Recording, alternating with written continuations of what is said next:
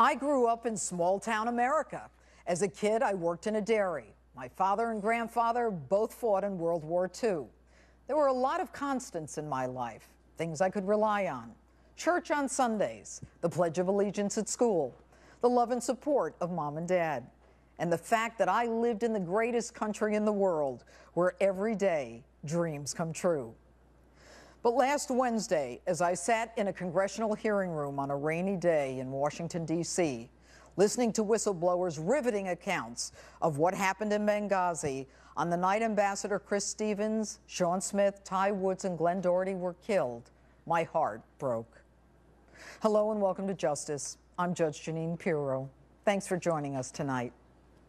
I've spent my career assigning blame for wrongdoing, instructing jurors on how to assess the truth, telling them to use their common sense in deciding who's credible, who has something to gain, something to lose, who has a motive to lie, telling them if someone lies once, you're free to assume they'll lie to you again. And there is something about the truth when you hear it. You simply know it. On the night he died, Ambassador Chris Stevens called whistleblower Greg Hicks to say, "We're under attack." The statement, clear, unequivocal, and foreboding. And Hicks did everything he was supposed to, activating the emergency response plan, mobilizing a team to repel the attack, calling the State Department's Operations Center, continuously updating the Operations Center throughout the night, even chartering a plane to fly the Tripoli response team to Benghazi. At some point, Hicks realized he was being left out of all decision-making and that the order had been given to stand down. There would be no rescue. We now know the Obama administration lied to us. They misled us, and they left Americans to die. So what do we know? Fact. The president knew at 5 p.m. his consulate and ambassador were under attack.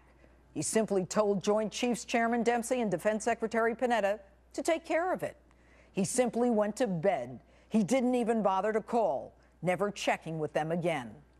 Fact. The next morning, the president takes Air Force One to fly to a Las Vegas fundraiser for himself while Americans burn in the Middle East. He can take Air Force One for a campaign fundraiser, but he can't send fighter jets to save Americans. Fact. The fight lasted 8 hours. Fact, there was no spontaneous demonstration, no YouTube video that ignited the murderous fury in Benghazi, and they all knew it. It's not one fact, but each fact taken together is a connected whole that convinces us of what the truth is. And that truth?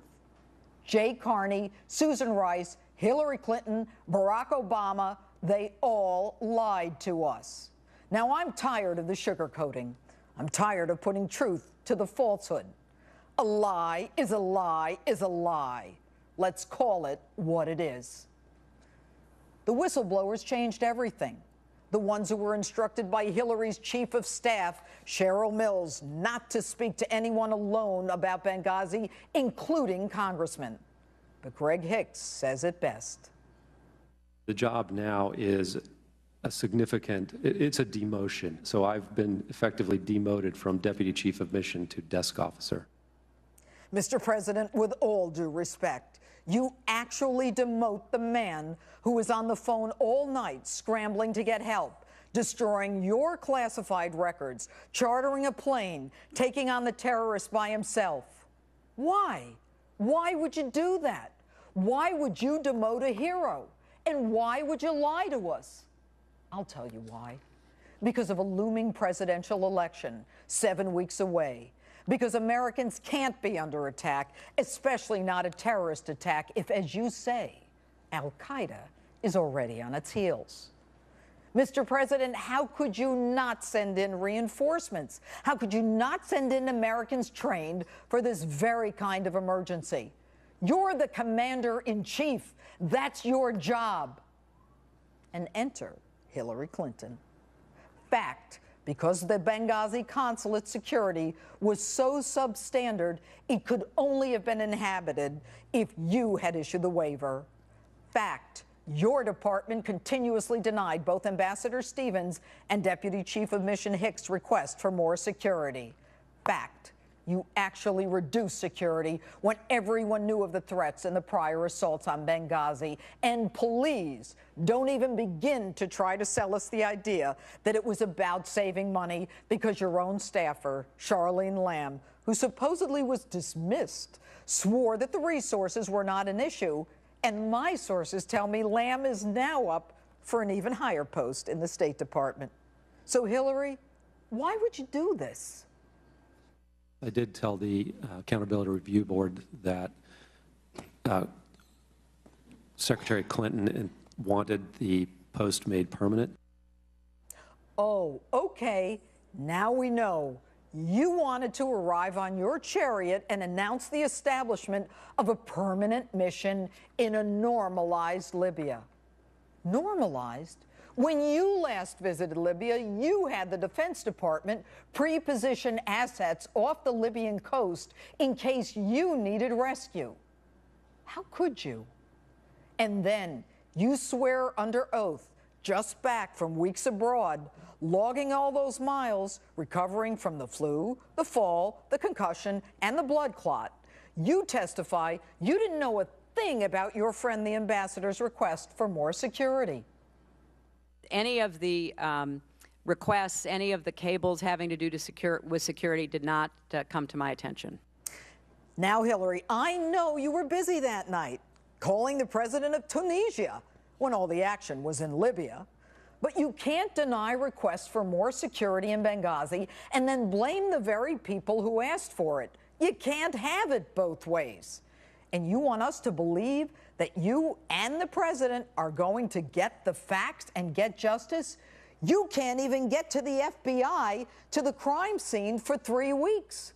And by the way, the FBI guys, they carry guns, don't they? If it takes them 3 weeks because it wasn't safe in Benghazi, how the hell is it safe enough for you to keep our civilian diplomats there? And what to do? Find some guys with impeccable reputations, beholden to your husband Bill, and ambassador named Pickering, an admiral named Mullen. Have them investigate and make sure they don't ask you any questions, or talk to the guy in charge of the emergency response. And Pickering, he's perfect. He apparently believes America is already full of Islamophobes. And while you're at it, Hillary, why not throw the president of Libya under the bus, too? The man who traveled to Benghazi at great personal risk, confirming almost immediately what you already knew, that it was a terror attack, and you basically call him a liar or clueless to the rest of the world.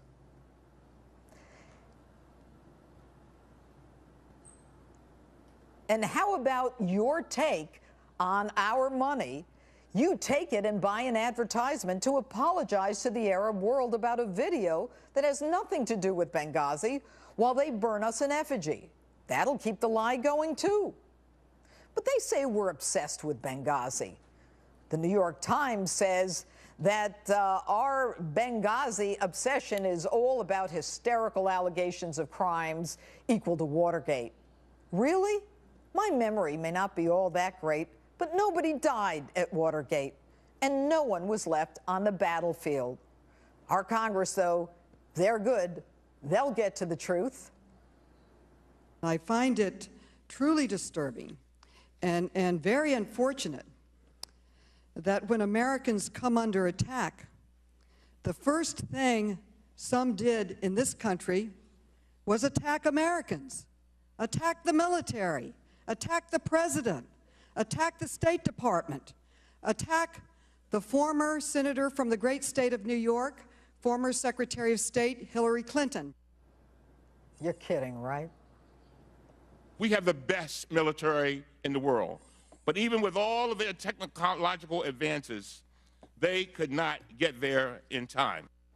Now, this guy hasn't even heard the testimony, and he's already accusing the man who has the most to lose, his own life, and who was actually on the ground and in the battle, of lying. And it gets worse. Death is a part of life. What difference at this point does it make? It's as if they're saying, enough with the dead and on with the living, on to my next election. And remember this one?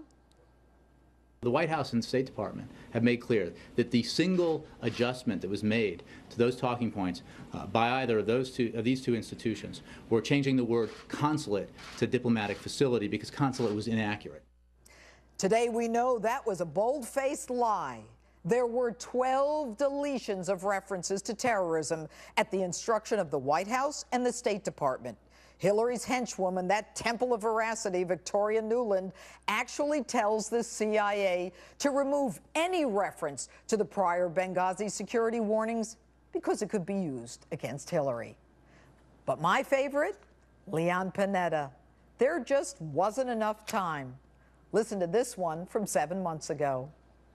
A Monday morning quarterbacking going on here. Basic principle is that you don't deploy forces into harm's way without knowing what's going on, without having some real-time information. There wasn't enough time? How did you know the fight wouldn't last 24 or 48 hours or more? In which case you could have gotten rescuers there. You could have saved Americans, but you didn't even start the process because you had no intention of saving those lives. You should be ashamed of yourself. Yes, Wednesday was a sad day for me personally, for the families of those killed, and for any American who believes, as I do, that America is the citadel of honor and freedom. This past week, the dreams that I had as a little girl in that small town were shattered.